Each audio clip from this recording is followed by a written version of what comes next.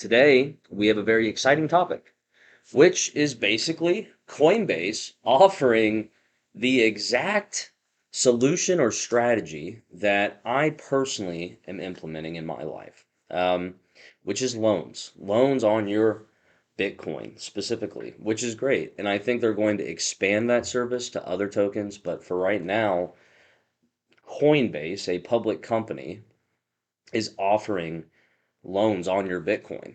And I want to dive into exactly what that looks like, how that's possible, and potential opportunities to profit from that solution without having to own coin, the stock. Like there's still some cryptos that'll do well as Coinbase rolls out this service more and more over time.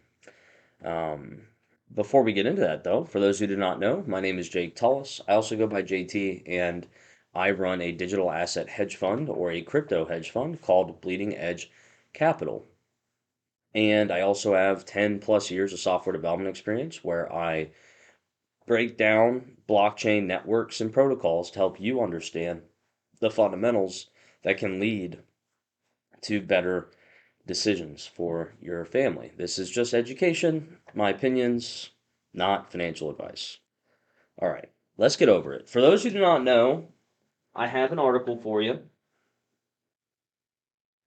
straight from Coinbase that you can now get a USDC loan without selling your Bitcoin. So, what does that mean? It means that, let's say you have 10 Bitcoin and you got $1 million in Coinbase. I know that's a lot, but let's just say that's you. And if you sold it, you would be privy to either short term or long term capital gains. That's anywhere from, I want to say, 15 up to 40, depending on the state you live in America. And it all depends on if you've held it longer than a year. So if you've held it longer than a year, just like stocks, you'll pay a long term capital gains tax. If you've owned it less than a year, you'll pay a short term gains tax, capital gains tax, which really depends on your strategy and what you think is best. I am discretionarily long, so I have long term taxes. But my whole thing is accumulate, keep buying, keep investing, especially when it dips, especially in a bear market. And once you've accumulated enough digital assets, instead of selling them, you can take a loan against them. When you do that, you don't trigger a taxable event. So if you have 1 million Bitcoin and you want a $600,000 loan to go buy fourplex cash that's stabilized, that's basically what I want to do. You could use the rent and the cash flow from that property to pay off your loan against the Bitcoin. Obviously, you'd have to map this out. And then you can recycle, once the loan's paid off, you can recycle it into other properties. And you'll never have to sell your Bitcoin. You'll be accumulating real world assets and you'll never pay taxes, which is awesome. So that's the general get rich wealthy, strategy of mine. I am not a get rich quick meme coin trader.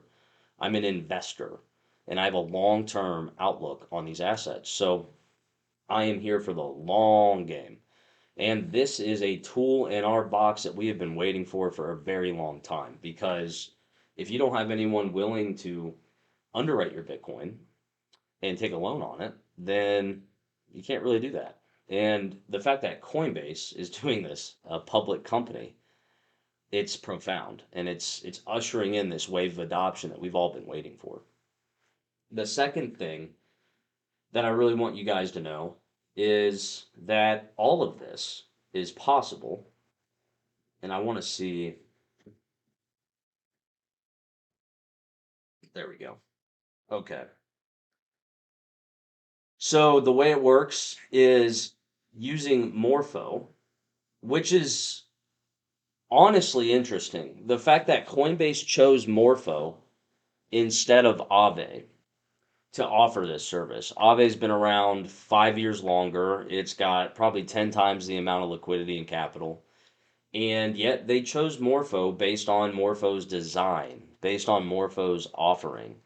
which is super, super cool because basically Aave is something that you're very rigid in Aave. Like you have to use Aave exactly how it's built. It's not very composable. It's not modular. There's no way for you to modify it or anything else. Where Morpho is more like Rails. So, hey, you want to make your own Aave? You want to make your own lending protocol? Just use our Rails. Just use our frameworks. Just use our tools. And that's really the difference between Morpho and Aave. And that's why Coinbase chose Morpho. They chose Morpho because it's more composable and it's built on their layer 2 base. Coinbase has a layer 2 if you guys didn't know. So the fact that Morpho is built on base and it allows them to basically customize their lending protocol, their own lending protocol. It gives them the power. And this is just a trend I think we're going to continue to see in crypto. We're going to see modularity take its place. We're going to see composability, these values be held in higher regard as these larger companies decide to pick technology to build with.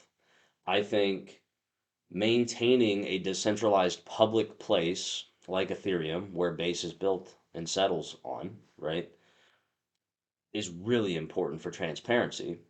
It's also super awesome to see teams that can maintain this decentralized vector that we care about so much and still offer the composability of a private solution. Hey everybody, it's JT. Just in case you didn't know, I would love a sub. Almost 97% of you that have viewed our content have not subscribed, and it would mean the world to me if you just hit that sub button, give us a like, and let us know how we're doing. All right, back to the content, which is why Coinbase landed on Morpho. And I have a feeling that more and more of this kind of thing is going to proliferate in crypto. It's going to get more important. Brian Armstrong's a very smart man. Aave's been around a very long time. Trump decided to build World Liberty Financial on top of Aave, and Coinbase decided to implement Morpho. They both have their place. It really does depend on really what you're going for, you know. Um, I think Coinbase chose Morpho because they want to eventually offer loans on more than just Bitcoin.